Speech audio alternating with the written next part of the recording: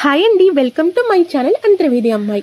ఈ రోజు మీకు ఒక కథ అయితే చెప్తాను. ఎక్కడైనా విన్నారేమో గుర్తు తెచ్చుకోండి. క్షీరసాగర వదనం జరుగుతున్నప్పుడు వచ్చినటువంటి అమృతాన్ని విష్ణుమూర్తి శ్రీ జగన్మోహిని అమ్మవారి రూపంలో దేవతలకి రాక్షసులకి పంచిన తర్వాత ఒక రథం ఎక్కి వెళ్ళిపోతున్నారట.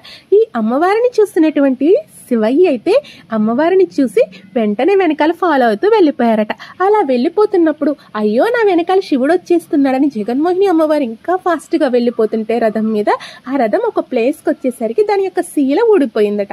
ఆ శీల రాలిపోయింది కాబట్టి ఆ ప్లేస్ ని అప్పటి నుంచి ర్యాలీ అని అయితే పిలుస్తారు. ఈ అమ్మవారేమో ఇంకా శివయ్య నన్ను ఫాలో అయ్యి వచ్చేస్తున్నారు కదా, ఏదో ఒకటి చెయ్యాలి అని ఒక్కసారిగా తన రూపాన్ని అయితే చూపించారంట. వెనకొచ్చేసేమో అమ్మవారి రూపంలో అంటే జగన్మోహిని రూపంలో ఉన్నటువంటి స్త్రీ రూపం ఉంటే ఎదురొచ్చేసేమో విష్ణుమూర్తి రూపంగా అంటే కేశవ స్వామిగా ఆయన దర్శనం అయితే ఇవ్వడం జరిగిందట. అయ్యో ఇంతవరకు నేను వచ్చేసానే అనుకున్న శివయ్య ఈయన విష్ణుమూర్తి అని తెలుసుకున్న తర్వాత అప్పుడే అక్కడ శ్రీ ఉమాకుండలేశ్వర స్వామిగా స్వయంభుగా ఆయన కూడా వెలిసారంట. ఇది ఎక్కడ లేదు, మన వాడపల్లికి చాలా దగ్గరలో ఉందన్నమాట ఈ అమ్మవారి యొక్క ఆలయం, శ్రీ జగన్మోహిని కేశవ స్వామి ఆలయం. మేమైతే వాడపల్లి వెళ్ళినప్పుడు ఇక్కడెక్కడ వెళ్ళాం, చాలా దగ్గర. మీరు జస్ట్ ఆటో మారి వెళ్తే 20 రూపీస్ మాత్రమే అవుతుంది. రావులపాలెం నుంచి కూడా ఆటోలు ఉంటాయి, 30 రూపీస్ అది తీసుకుంటారు. మేమైతే వాడపల్లి నుంచి ఆటో కట్టించుకుని వెళ్ళిపోయాం. మాకైతే 200 వరకు అయ్యింది.